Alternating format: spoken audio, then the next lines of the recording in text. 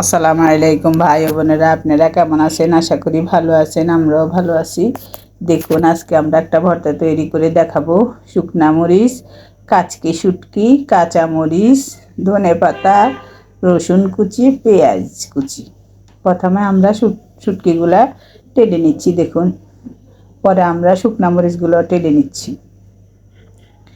এই দুটো একসাথে টেলে নিয়েছি, এগুলো ধোয়া লাগবে।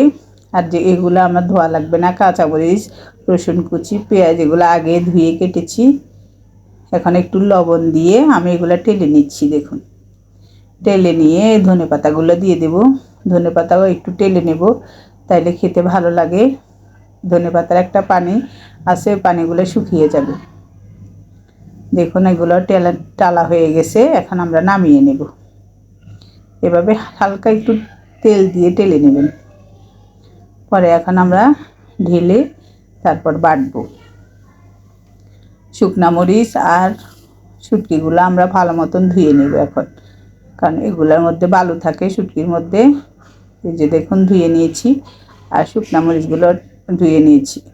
প্রথমে আমরা শুকনা মরিচ আর শুটকি আলাদা করে বেটে নেব।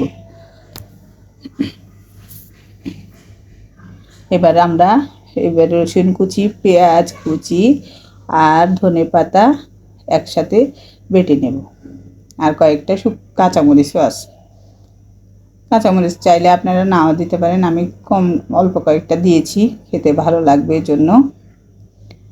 প্রথমে এই দেখুন, আমি সবগুলা বেটে নিয়েছি, এবার মিক্স করে নেব।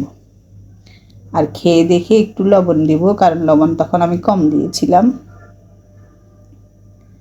এই ভর্তাটা খেয়ে খুব মজা পাবেন, আপনারা বানিয়ে খাবেন।